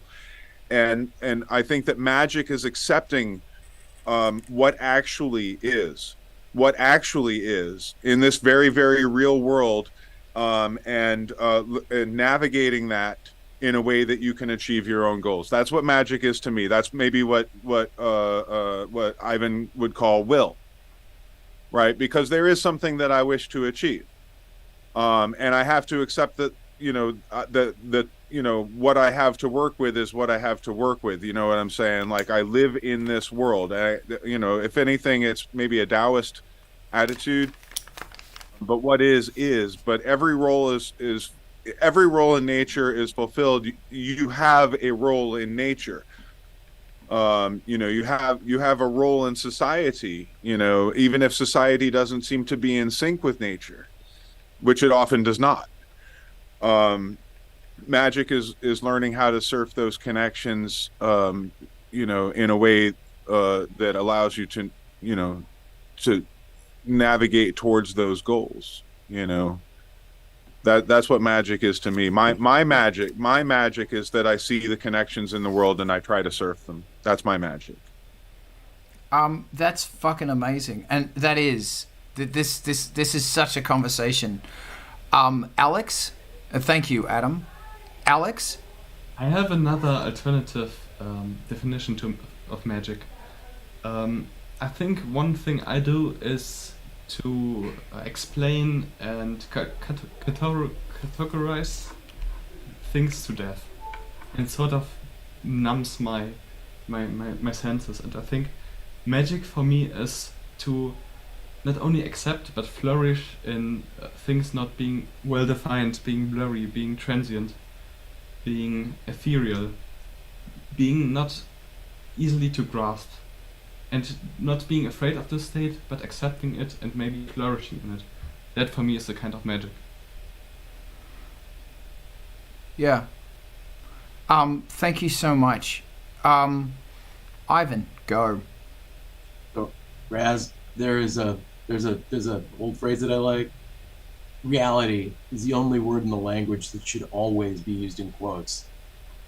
Because as it turns out, every time that we think that we understand reality, we don't get it yet. You know, because there's always more.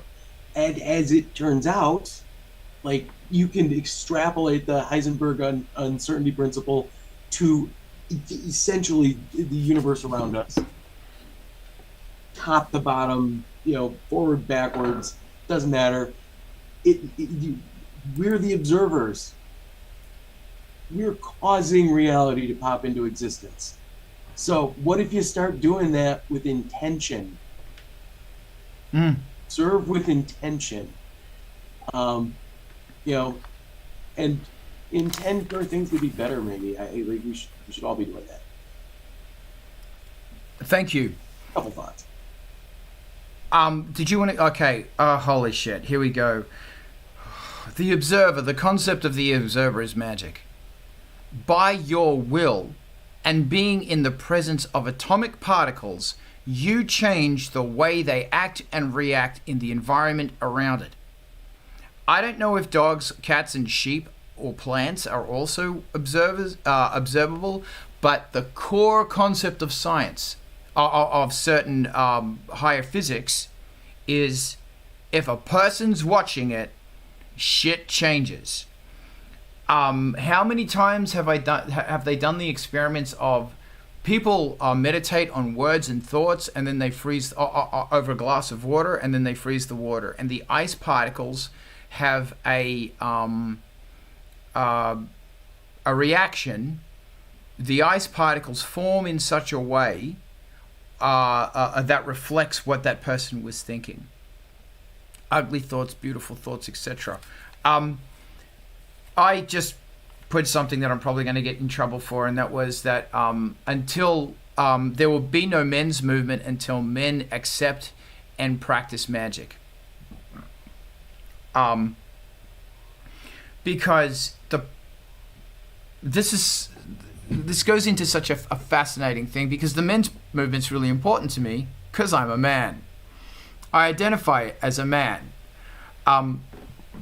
And I see that there is a lacking of fundamental power within so many men. And that, I'm going to put that, you can call it faith, you can call it magic, you can call it whatever it is. But there is a fountain of spiritual wealth, and men have just gone science.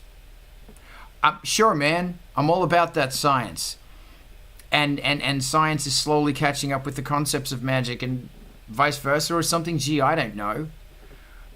That's the other wonderful thing about magic, is to say, I don't know.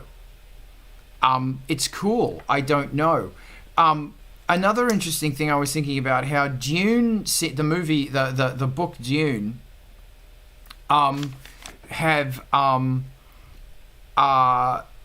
it's really interesting that just like within Aboriginal magics, there is men's magic and secret men's business and secret women's business. In Dune, the Bene Gesserit are the secret women's business, and there's actually two different. There's the human the Mentaf calculators, and also the Guild Navigators, which are the male magics. And the male magic used a lot of drugs. The female magic used a lot of drugs too. It's just, I think that let's replace the word magic with God.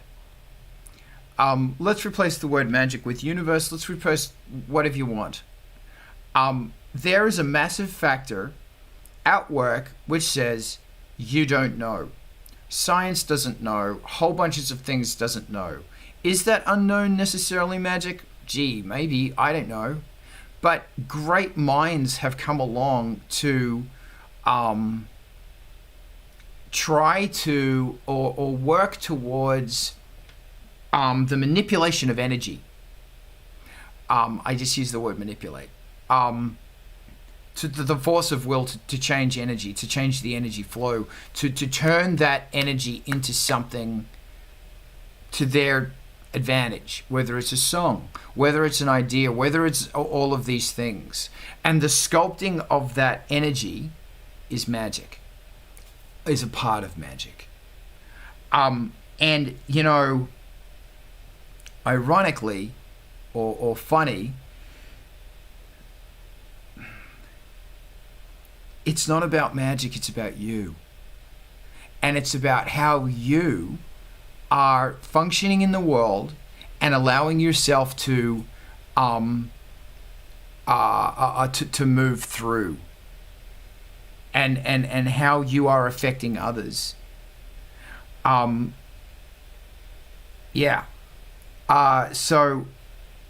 sure, is it to do with wizards and sorcery? Maybe. Gee, I don't know.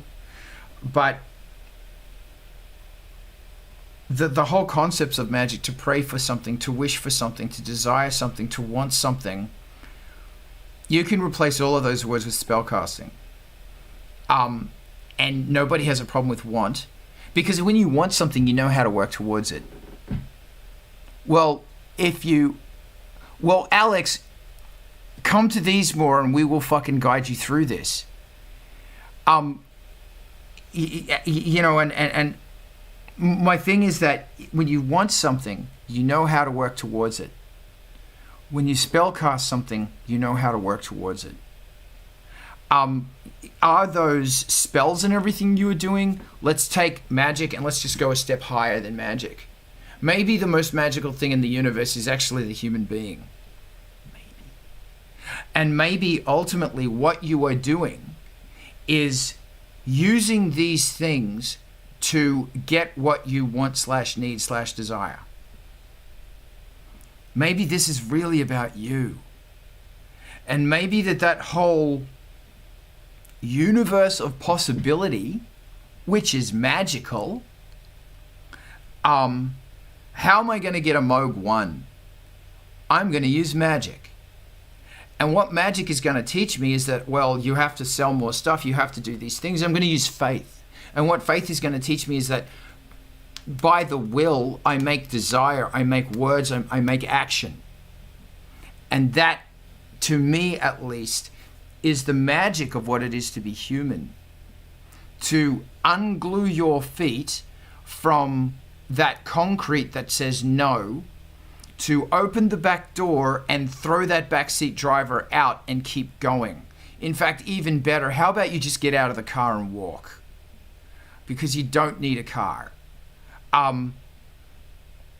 That's what I think magic is, and that's why, to me, magic is extremely important. And my magic is in plants, and in the manipulation of nature to bring healing, to be a conduit of the earth is breathing out healing power all the time. And I am this little straw who can take that and to encourage and to heal. All of us are. At least that's what I believe. And hey man, if it's true or not, it doesn't matter, because it's a really good thing to work towards. See, this is another really interesting thing, is that when people think magic, they think hocus pocus, wave my wand, there it is. That ain't magic. You want to see magic? Go backstage in a theater show and watch all of these people working in real time as one working object, as one organism, to fool an audience into believing that what's happening on the stage is real, so real that the audience starts crying and laughing, that they are eliciting real responses. That's magic. that's a part, a fraction of the wondrous of magic. That is human beings working together to bring an experience to other human beings. I'm starting to rant. My thing is that if you don't like your definition of magic, change your definition. How about you have some fucking humility and look at the magics of the people of the ground that you are walking on, and you don't even know their name. You don't even know the name of the people who are the traditional owners of these lands. Wow, and you don't believe in magic? Oh, shit's making sense now. Why don't you learn about the stories that those people told? Learn about their magic. Maybe the earth whispered it to them and you just don't hear the earth anymore. I don't know. What are the names of the people on your land, and do you give thanks to them? You fucking well should. Rezi, it's yours. That's why I thank the Tongva at the beginning of all of these things. I thank the Tongva people as the traditional landowners of Los Angeles. I thank the Shishumi, the Iora, the Tabinga, the Gundal Jindabar people. When I'm on their land, I recognize that it is their land, and with it comes their magic and teachings. Rezi, go.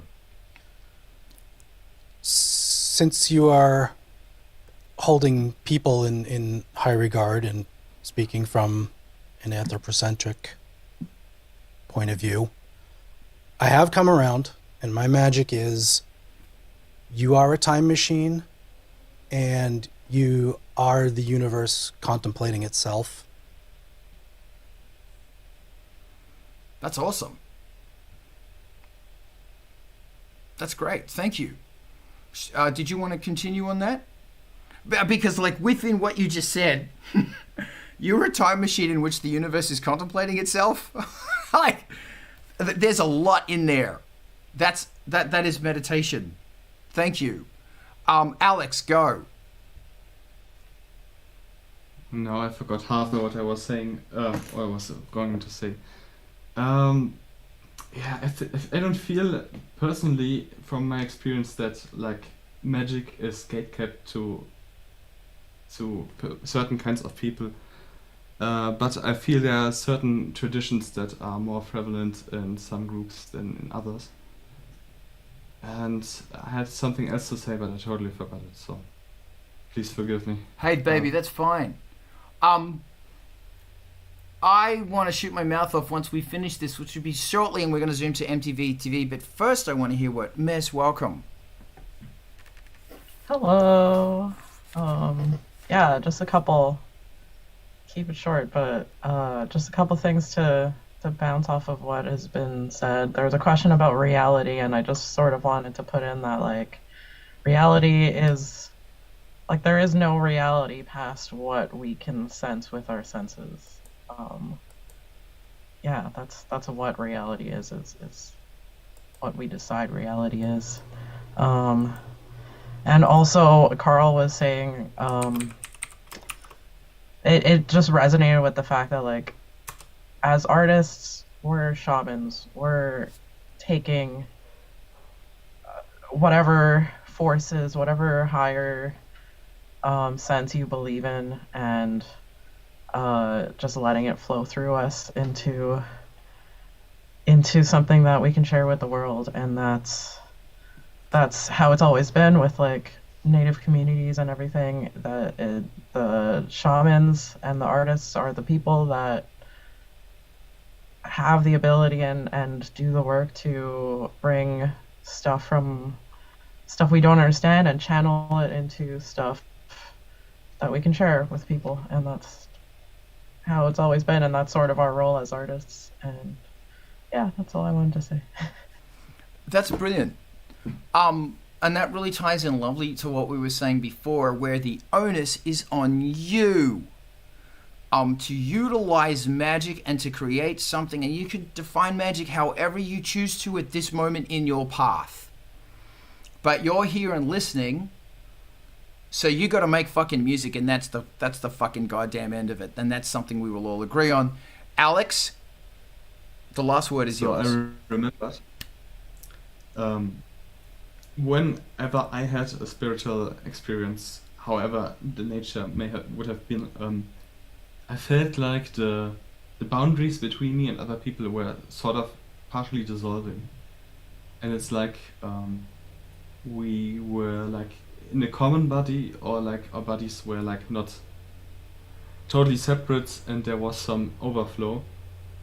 And yeah, I feel that's also like, it's not always just about you, but about the whole, and the not really the collective, because that has connotations that don't really fit with this, but like the whole of humanity, existence, the universe. It's maybe a bit too cliche, but I feel like if you reach a certain kind of clarity, it all diffuses, and you sort of can take up energy from all kind of sources, but also give in return some of your best. I don't know. Yeah. This is, I will, and thank you for joining us from Liverpool, Lost Forever. So I got to call this, and then we're going to rate to MTV, but I just want to shoot my mouth off for like 30 seconds. We talk a lot about how music, you have to focus on what you do in your music and your direction and where you're at. It is the same thing with you defining what your spirituality / magic is, that you need to figure out what it is and how you fit into it, and how you can use it and how it can utilize you. That's your thing that no one else can teach you.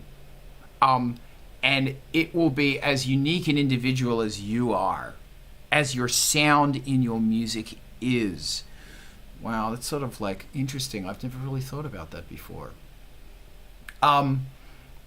So thank you for joining Art of Rock. Very shortly we are going to be shooting on over to MTV TV because it's amazing. This is every Saturday here. Depending on where you are, it's different times. This is made possible with Angelspit'S Patreon. It's $3 a month. And you can help me keep doing shit like this. But I have come to respect and love my patron community for much more than their financial input, because we have conversations like this even when we meet up in real life and go out to a bar in Hollywood and talk about punching people in the throat. That was fun. That's Angelspit'S new album is on BANDCAMP. It's very brutal. It loves to fuck shit up. Please check out the Industrial Incisions playlist. There's a whole bunch of good old music there that you'll love, and there's some great new music as well. And if you guys haven't sent me a track, send me a goddamn track. It is time for us to bugger on over to MTV TV, because it is the best. Your favorite band is waiting for you on MTV TV. If you're joining us on Twitch, we're going to just raid. But if you're on YouTube, just click the link and jump on over. If you have a track, send it to them. They will play you. All you have to do is email them. It's super simple. Look at that. So if you're in a band, your audience is waiting for you. And if you're looking for new music, you are going to find it today. Because every time I watch MTV TV, I go, who the fuck is this band? And then I do a deep dive and usually bug them on Instagram and stuff like that. Great seeing you. Thank you for joining us in the chat. Tachi and everyone else, thank you so much. Let's raid. You rock. You bloody awesome. Bye. Bye. Bye. Bye. Bye. Bye. Bye. Bye. Bye. Bye. Bye. Bye. Bye. Bye. Bye. Bye. Bye. Muted mic. Ah, there we go.